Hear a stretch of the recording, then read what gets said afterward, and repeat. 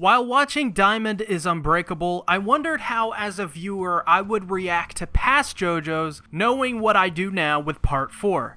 I am loving the series right now and am enamored with the overall story and plot. But this line of thought really made me realize something. Diamond is Unbreakable fixes a major issue from the past JoJo's. So, let's talk about just that in this video. And if you like and want to support my content, dropping a like on this video and commenting your thoughts would help me a whole lot. Thank you for the support. Also, there will be extremely minor spoilers for Stardust Crusaders and spoilers for the first 20 episodes of Diamond is Unbreakable, as that's the only episodes I've seen so far. So, one of my issues with JoJo in the past, specifically in Part 4, was the Monster of the Week formula. And for those who are unaware or need a refresher, the Monster of the Week formula is the trope that sees a villain be introduced in an episode and by the end has the villain defeated, but all of the issues resolved and completely wrapped up. Usually, these days, to compensate for this, writers will sometimes have stories and plot lines carried over as not to give the viewer a feeling of dissatisfaction. But the overall trope has been overused constantly since it gained popularity. The most basic example I can give is the original Scooby-Doo, which is one of the shows that coined this term and established it for decades and likely decades to come. Stardust Crusaders, or Part 3 of JoJo, used this in a less egregious way, but not by much. Multiple episodes can be given in Stardust Crusaders which supports this criticism. For example, the dreaded Sunstand episode, which is the bane of most criticisms of Part 3, and as well Best Stats Maria, which is an important example. Both of these conclude with the villain's arc being wrapped up, and by the next episode really never mentioned again. And I bring Best Stats Maria up because it shows that yes, not all of Monster of the Week episodes are simply bad. That's not what I'm getting at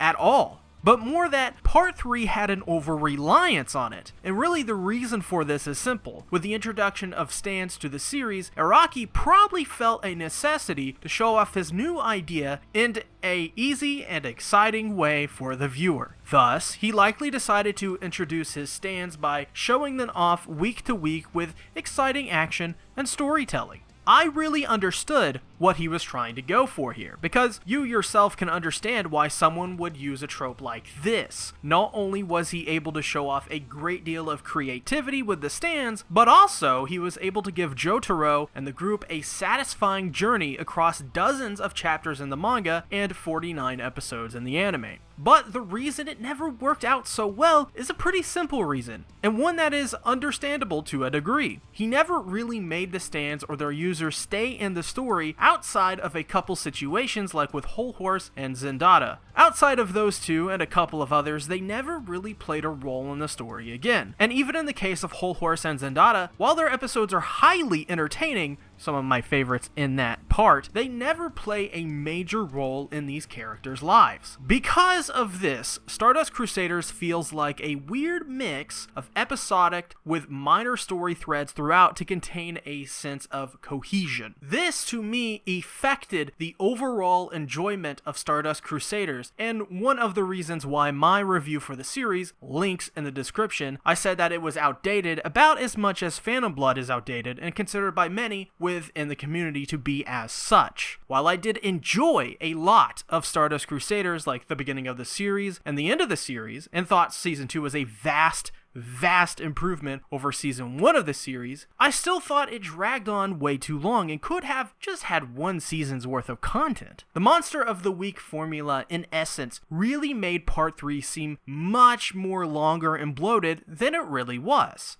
That being said, I'd like to ask you in the comments what you particularly think about this criticism. Do you think it's outdated and suffers compared to the other past and possibly even future parts? But Diamond is Unbreakable is the new toy, and with new versions and iterations, there are opportunities to improve upon past mistakes and expand upon what made that last iteration so good in the first place. So this is the part of the video where we'll be taking a look at just that, and how Diamond is Unbreakable fixed this issue. And how it really fixed this issue, there's a short and a long story. The short of it is that Araki simply just didn't use this trope again, or at least not yet, based off the 20 episodes of Diamond is Unbreakable I have seen so far. The long of it is simple. And really, it's because of the setting and the way each character and stand user are implemented and used. The best example of this is Yukiko, who has become one of my favorite characters for her temper and love for Koichi. In many ways, she's like a more heightened version of Kagura from Fruits Basket, but without the hitting and more of a clear character direction from the start. Yukiko is absolutely the best example of it though, and that's because after her initial 2 episodes, she isn't simply thrown away and forgotten about. She doesn't simply stop loving Koichi and moves on with her life.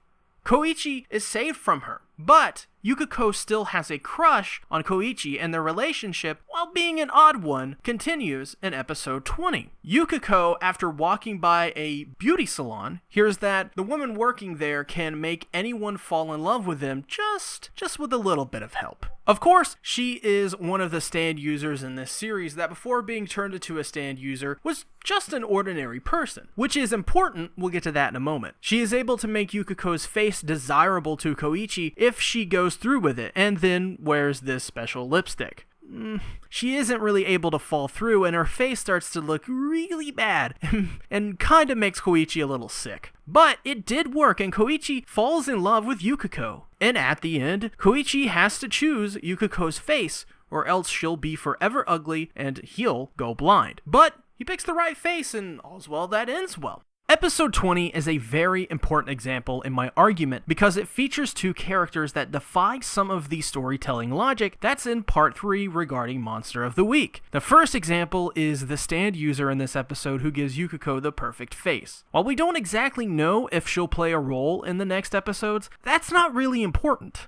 The point is that she still lives in Morio and still practices her craft there, meaning that if we never see her again, we can still assume as a viewer and wonder what her life will still be like. Monster of the Week would have her story wrap up immediately by the end and be done with it. But, as well, her episode has an everlasting impact on the series and Koichi and Yukiko. We now, as a viewer, have the couple of Koichi, who, by the way, I just had to Google this, but Koichi is 15 and Yukiko is 16. So the shot of them kissing did weird me out initially, but I guess Koichi is just a shorty. But anyways, as a viewer, we have this couple of Yukiko and Koichi, and it was all because of this character introduced in episode 20. Her impact is left on these 2 characters, and I'm sure there will be a story to tell between the 2 yet. After the outcome of episode 20, the viewer is basically left with many questions.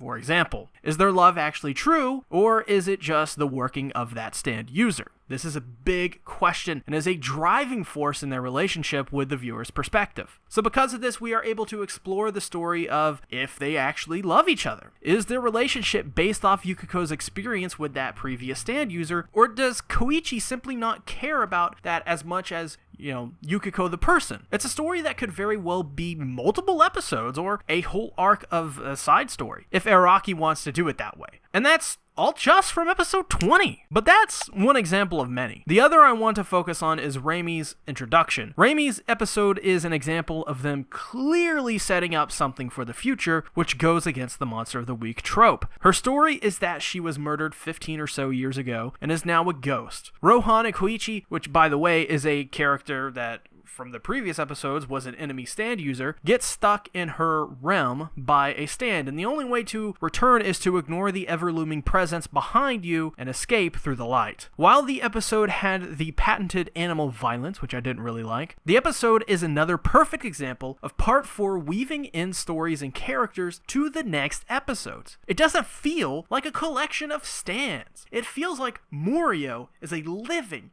and breathing small town with lots of characters and stories held within it. Reimi's episode shows that Araki is dedicated to telling a more complex story in part 4 that doesn't rely on the Monster of Week formula, as at the end she basically guarantees that she'll be a returning figure in the next episodes. Stardust Crusaders just simply didn't have the complexity that part 4 obviously has. But I have one more example, even though there are plenty more I could actually talk about, and that's the con artist Tamami Kobayashi. This character is our first real example of Part 4 breaking away from Monster of the Week by pretty much immediately having him show up in an episode, and since then, he just kind of shows up here and there. He's a minor character with an interesting sand ability that is a perfect example of why characters like these work so well. He's simply there to introduce us to Koichi, and through manipulation of Koichi's family, learn what his character traits are. Actually, really genius. Koichi is blamed by Kobayashi for stealing his wallet, among other things, and by the end, Koichi proves Kobayashi wrong on every single one of them, and to his family, that he is a good person, and that all of those good traits Koichi has are true, and not facades or lies. This episode was a fight not only to defeat Kobayashi and expose him for being a con artist, but it was also a way to prove to his family, but most importantly, the audience, who Koichi really is as a person. What are his values? His personalities. What makes Koichi tick? And by the end of this episode, we learn that Koichi is simply a good person that upholds values that are deemed by most of us noble and good-willed. Like I said, it's very clever, but most importantly, a very engaging way to develop both of these characters. And not one thing is simply ignored. By the next episode, it all carries over into the next episode and episodes.